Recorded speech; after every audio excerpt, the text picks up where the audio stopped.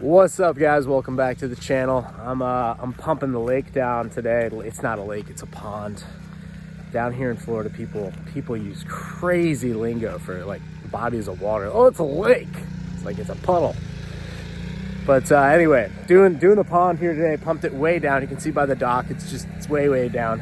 Had nothing invasive in here, but kill this pump so you guys can hear me a little bit better. But essentially what I've got going on is we're pumping it down so I can get the excavator. I can track the X all the way down there. I'm gonna reshape up the edges. Got my out pipe there. Got a couple improvements to make underneath the dock. So you guys can see under the dock there's some pipes down there, and those pipes are plugged in. They're hosed into the roof line of the house, so all the porches and the roof, the whole thing catches water, sends it through pipes. They end up there, shoots it into the lake. That's our out pipe there. Little guy, you can see that guy right by the tractor there. So that's our out pipe. That takes it to the county or a ditch, which ultimately takes it to a body of water called the Mayaca River.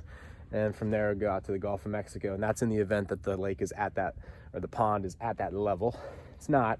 Issue, or why I wanted to redo some of this, is I had put these lily pads in here and they were amazing for like a year, and then they just took over, and I don't have enough fish life in here. I have two types of fish. I have mosquito fish, which I collected all over the state on land clearing jobs that I've done. So like as I was driving around, I'd have like a cooler and I'd have a little bubbler in there, and I'd just collect fish, like little mosquito fish, so basically eat mosquito larvae. And then I have bluegill from my childhood pond, the neighborhood that we grew up in. My daughter and I went out there and we started like fishing for bluegill. Took a bunch of bluegill and put them in here. So we have bluegill for sure. I have like one bass that we caught during that process. Maybe he's alive, maybe he's not. So I don't have anything in here yet, and I need to get some fish that are gonna eat these lily pads because they went freaking crazy. My buddy and I went in there with paddle boards not too long ago, made it look good, spent a couple hours. Like a week later, they're back. And I'm like, man, we're just getting smoked here. A lot of other things I'm really happy with, like the cypress trees. Like they've taken well. So over the next 5-7 years here, we're gonna have a ton of like cool cypress knees that'll hold back this bank. That's how they breathe, through their root system. So I really like that. We've got we had some good vegetation in the pond, but a lot of it I'm just like not really loving. So I'm going to reshape this stuff today, get a nice shelf. You want to build your ponds in shelf-like patterns so that it holds the earth back, and then you want to plant it out, just as much, within reason. You want to plant it out so that it holds the ground. You don't have erosion, you don't have water coming in. I've got a berm around the top, so you see where Gunner's at. What's up, bud? How you doing, dude? I've got a berm so that no groundwater can penetrate into the pond, because I don't want I don't want like dirty brown water coming in. Also, I have the intention of putting cows out here, and so I want to make sure that any cow droppings and things like that couldn't just wash in with rainwater. Obviously the cows will have access to come down here and drink out of this thing, but I would like to try to keep it as clean as we can keep it. And then I've got to do some sort of aerator, some sort of bubbler, aerator. I don't want to do a fountain, but when I bring the lake level back up, or the pond level back up, do something so that the aeration bubbles will basically take dead matter. Could be leaves from the trees, which are not great near ponds, but it could be leaves, it could be dead fish, could be any of that stuff. And essentially they'll break down, particles will break down, the aeration will bring them up, and the feeder fish, like the mosquito fish and other things like that, guppies, they'll start to eat on that matter and kind of keep your pond good. You just kind of that's kind of the purpose of aerating a pond. And it just, I think I'd also end up with less lily pads and less things like that. So I've got a few things here to do. Let me show you guys the excavator. I use this X a lot. It's my buddy's. I rent it from him pretty often, and he and I are in talks. We go back and forth about buying it. He threw me a number on it 2 months ago, and I was like, I should, maybe not. And then I called him yesterday and I'm like, yep, I'm buying it. And he's like, I don't know if I want to sell it. So anyway, our arrangement is now I just rent it from him for a few weeks at a time. every quarter, basically do land clearing projects with it. He does land clearing projects. He's got bigger excavators, but this is a Takeuchi TB370. I love this size machine. For what we do, it's awesome. Can go on a gooseneck, can tow it with a diesel pickup truck.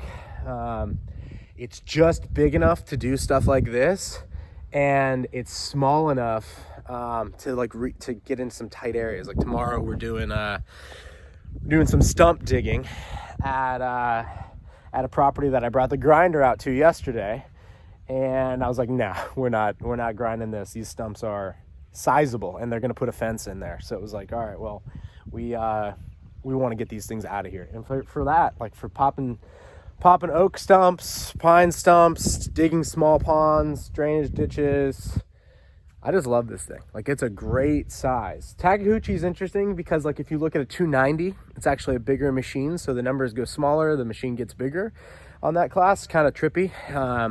This would size out well to a cat, like a cat 305 or a 305.5. I'd have to look at the specs to see exactly where it specs out, but like, I mean, this thing, I mean, knock on wood, but it's just about to come into 2,000 hours, and I mean, nothing's been done to it. I mean, it's just changing fluids, putting fuel in the tank. I mean, I've just absolutely love this thing.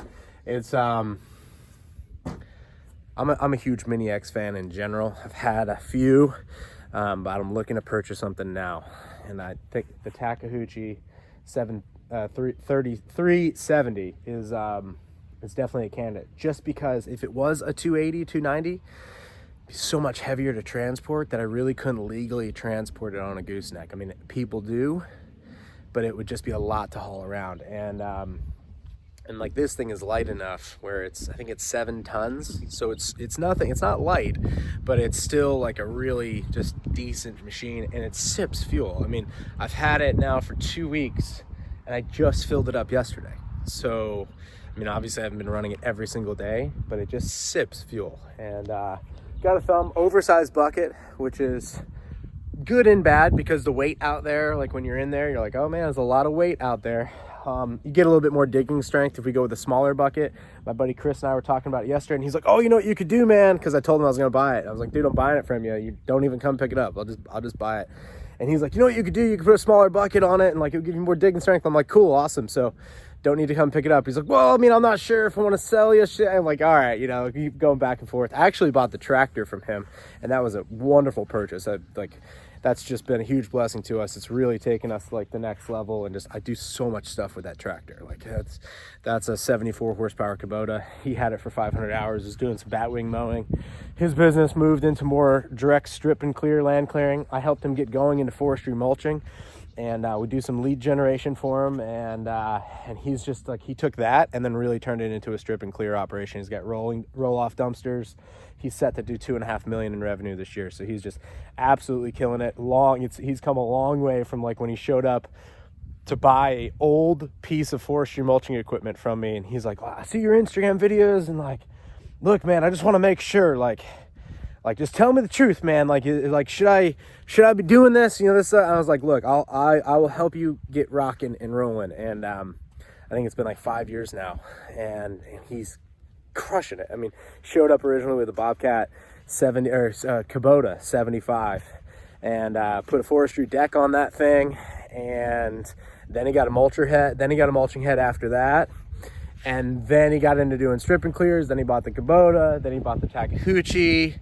And like, you know, and every single time he's just been like, yep, Kubota's too small. Got to get, you know, I think he's got 3 skid steers now. And he's got the Takeuchi, and he's like, yeah, it's too small. I've got a link belt and a few other things. And so he's just been steadily rocking on up, and he's got the roll-off dumpsters, and he's just absolutely crushing it. He's just a great dude, and he's just absolutely, I'm so happy for him. But, well, so I'm going to go ahead and turn the pump back on. And, you know, what we're doing is basically just keeping the groundwater, because what you see there is the groundwater. And if I just let it sit, it would go back to the natural groundwater level over 3-4 days, maybe a week.